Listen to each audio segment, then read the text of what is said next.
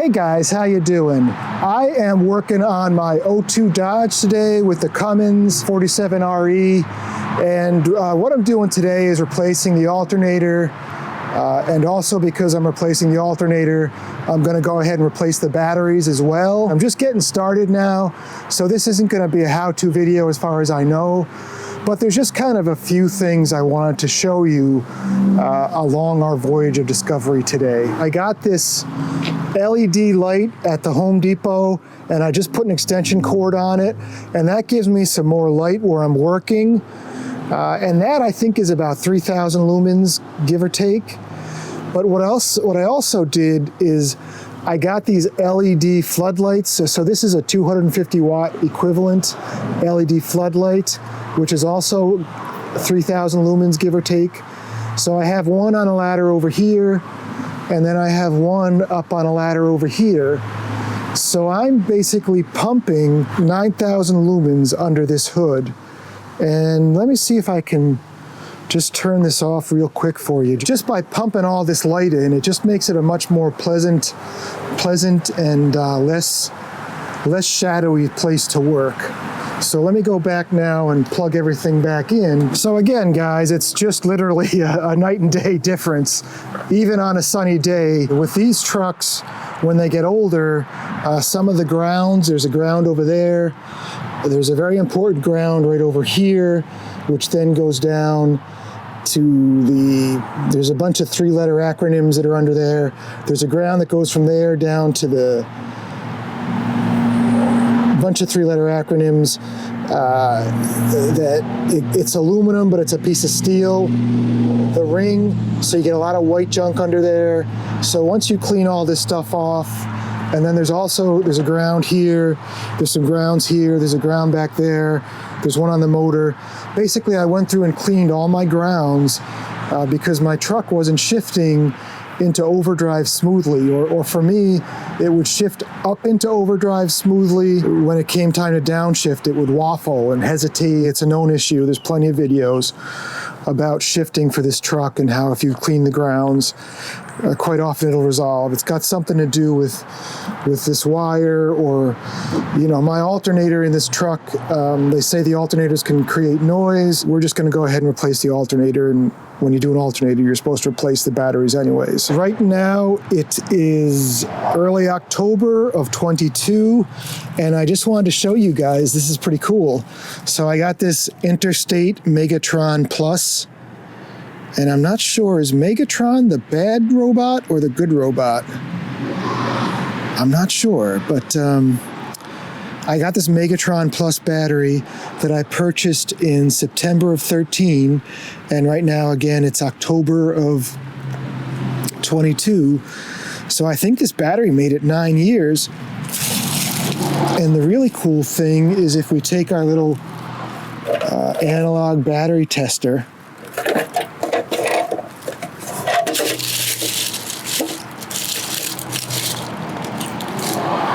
so the way this works, this has 810 cold cranking amps. We're up around 800, it's in the green zone. And then what we do is we push this button to create a load, which creates heat. And that's how we test the battery. But I want you to watch the 800. See if I can keep still. Watch the 800 right here. And it's got 810 cold cranking amps. So when I put a load on this battery, it's actually going down. Well, it's actually kind of sticking right around 810. This is a 9-year-old battery. I just think that's awesome. So, not to be one to push my luck, I'm just gonna replace them. But that's pretty cool. And a couple things I do is when I replace my batteries, I put the connections on, and then I put this true copper plate around the connections, which, you know, I've cleaned these batteries several times. I also clean the batteries every time I'm working under the hood, but they do seem to last quite a while if you put this copper plate. It's a conductive anti-seize lubricant around. And then I also do use this, I just got at Napa, this little battery cleaner. So you just, you put this over the top and squish it around. You put this through the hole in the cable, squish it around, put it back on, cover it with some of this copper plate, and you're good to go. And I will put a link to these two things in the description. The final thing I did just want to mention, though, was this MTP27 battery, which I purchased in September of 13. So I went to the Interstate Battery Store in Brookfield, Connecticut.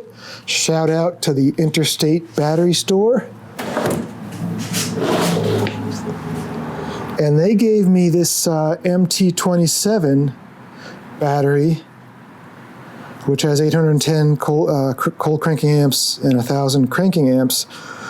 But the battery looks, it doesn't look like the classic, like I always liked the marketing of Interstate batteries where they have the white and the green. And I don't know, you know, now I don't know if this is really a well-made battery or if it's the same battery every other guy out there selling that they just slapped an MT27 label on, you know. It's got a 24-month warranty. I prefer to buy Interstate batteries because to me they are better, but they also look different than the other batteries. I guess only time will tell. But the other thing I did just want to show you, since we're talking about batteries, is I got this, this is a Schumacher trickle charger. So it's 1.5 amps. So, you know, if your truck is going to be sitting for a while, you just hook up the red to the positive, you hook up the black to the negative, and then you plug it in.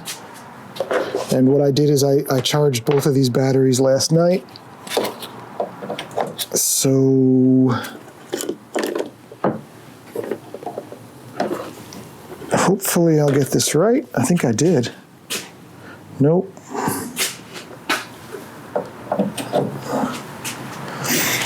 So once you plug it in, it just gives a very slight charge all the time. So it'll say on. When it fully charges the battery, it'll turn green over here. And then if there's a problem, it'll light up over here. But, you know, I have a dump truck with 3 batteries this size, if not bigger. And this little guy, you have to get it before the battery gets worn down, but this little guy will actually charge 3 batteries, you know, through the winter. Again, as long as you don't let them get run down too much.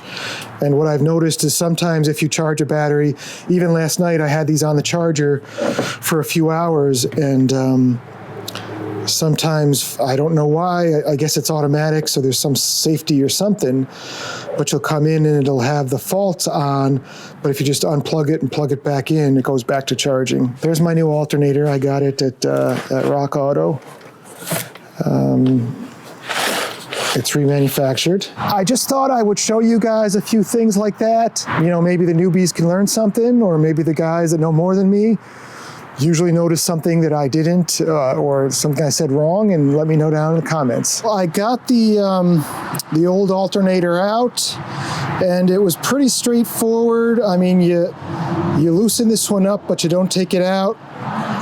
You loosen this one up. There's a nut on the bracket. It was a little bit tricky to get this one down here. The belt was a little bit in the way, and then there's a backing nut on this one, so it's kind of awkward to get around, but you definitely can.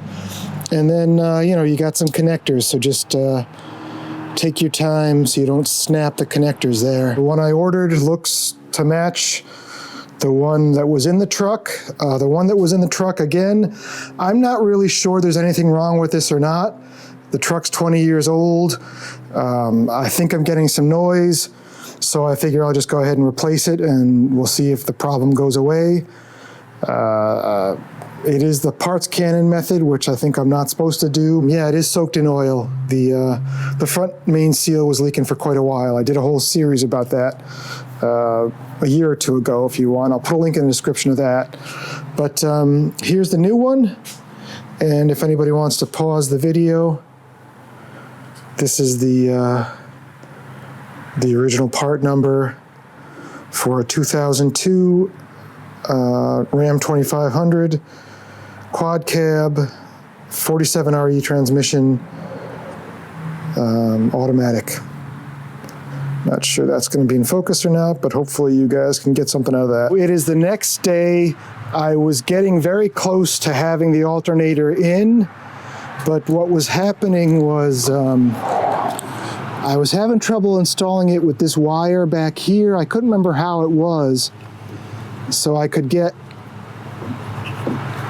and I'm still not sure I got it right.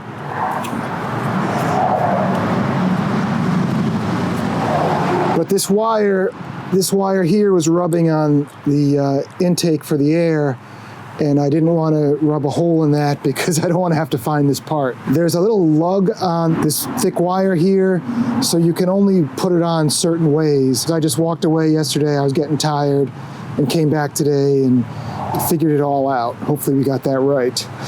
Got the belt back on, and you know, I've always been somewhat intimidated by putting the belts on, and you just got to take your time, make sure you get all the ribs on the belt and the ribs on the pulleys, make sure you got the right number of ribs, you know, when you buy what you're replacing, and, you know, just double check your work. And it's really not a big deal. It's going to take you time the first time, but it's really not a big deal. And then the final thing I did yesterday was, since I had the batteries out, is I brought a vacuum. I vacuumed up the battery tray. These two nuts here were kind of rusty, so I have a little grinder I got, you know, as a gift when I was like in high school. I just put a couple 5-inch wire wheels on it, put my face shield on, you know, and clean the bolts. It's a really quick, easy way. Wash them with some Simple Green. If you have a heat gun, like, you know, just an air-powered, you know, a hot air gun for shrink fits, just hit the bolts with that and then just give them a few coats of paint. I got the battery in, and I did punch out the month and the year there, and I also used this Sharpie Mean Streak permanent marking stick to write the month and year on the top and the side. Hopefully that'll last. And then I did just want to show you, so this is this true copper plate stuff a mechanic showed me, and basically I just take this stuff and you know, just put a pretty liberal amount of a coating on top of the terminals, and then I'll just put a little bit around there too. And it's helped me quite a bit with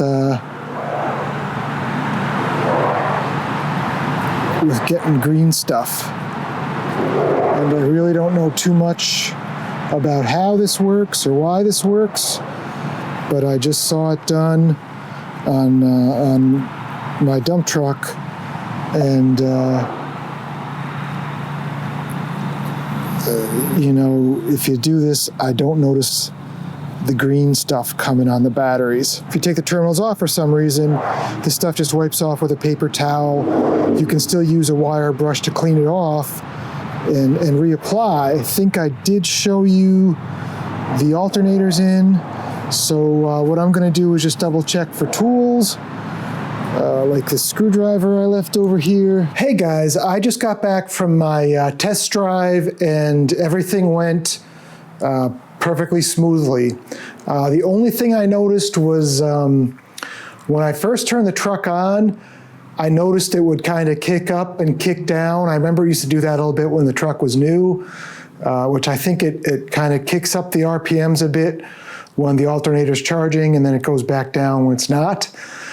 So I did notice that. I haven't heard that sound in a while. Anybody that's doing this for the first time, one thing I have noticed with the truck is, for whatever reason, the charging system doesn't seem to really turn on until you know, like a minute or two after you start the truck.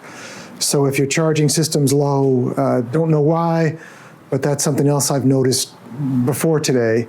But basically today, if I had to pick a number, I would say that the charging system was on like 14.3 to 14.5 volts, whereas before it was probably around 14.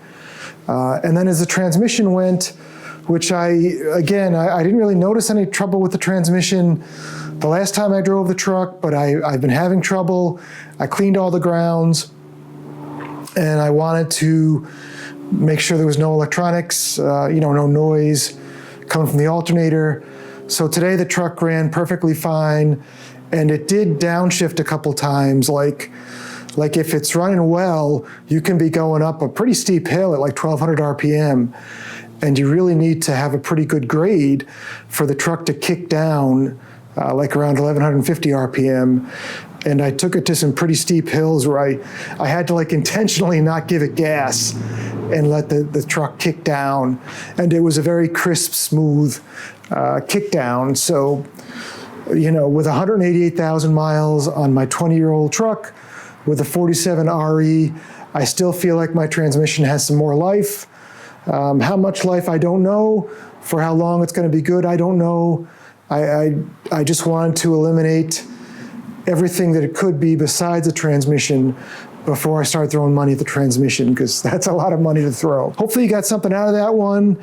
And I'm going to put a link in the description here if you saw anything in the video I talked about, or maybe some of the tools I used. If you want to pick them up on Amazon, I do get an affiliate commission for that. It would be appreciated to help support the channel. And then please feel free to leave a thumbs up. And if you have more knowledge than me about these kind of things, please go ahead and leave a comment below too, because there's always something to learn. So I'd love to learn some more. So thanks for watching today, folks, and I look forward to seeing you soon. Take care.